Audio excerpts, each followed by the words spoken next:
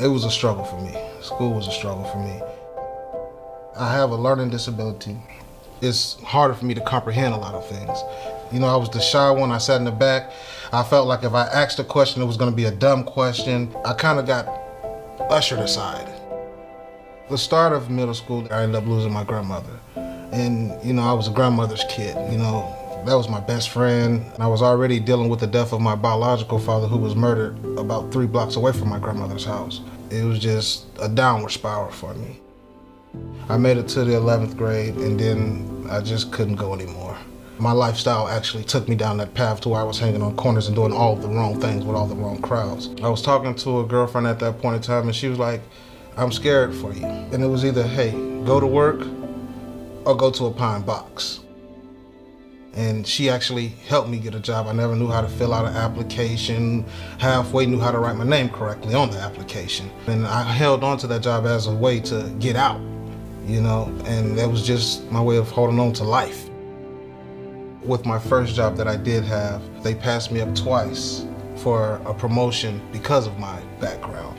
So I went to one of my supervisors. He was really cool, and he was like, "Well, I really want to give you the position, but because you don't have your high school diploma or your GED, I can't give it to you legally." So he was like, "You need to try to go back to school." I tried a few different little temp schools, night schools. The teacher was like, "Read chapter 12 and we'll have a test on it tomorrow."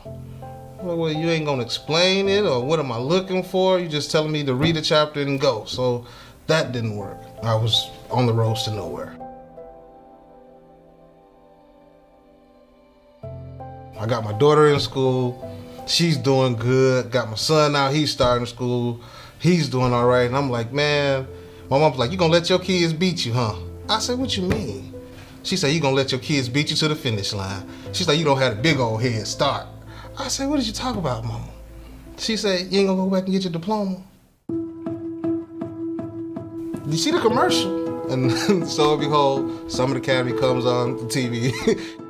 Coming here was probably one of the best things for me. They made me feel welcome, made me feel loved, you know, made me feel like it's a family event.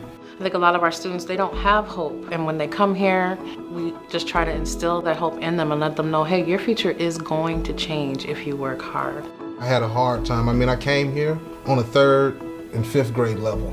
I was frustrated. You could see the doubt on his face. I was like, "I'm trying this, Lakeisha. It's just hard. I'm not comprehending none of this." I would just give him words of encouragement. I would tell him not to give up. You're gonna get the tutoring that you need, and you're gonna get better, and you're gonna do better.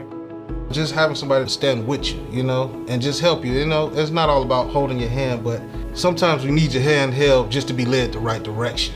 To see the kind of the moxie it takes for them to ramp themselves up and say, I can do this, I can push myself. He never gave up. He's not a quitter. Mia had the best cry ever. I mean, I ain't never cried to her. I didn't even know you could have a truly joyful cry. I never cried so happy. But it was just a great moment, and each time I think about it, I get a little misty because I was just like, man, I really achieved something that I thought that I was never gonna do. I love it, actually. It's the hands-on. Being hands-on, your instructors, they inform you, they work with you. Even if you don't get it, they don't get too frustrated with you. They come back and they show you again until you can get it. My dream is to really have my own construction business. I want to leave a legacy for my kids to say, hey, my dad did that, my dad built that building. Then that might influence him to do the same thing or even take up a better trade for himself. I didn't have the finances to put my son through college. And Summit Academy opened up an opportunity for my son. Oh, the joy that a parent feels, oh, it's overwhelming. I just can't explain it.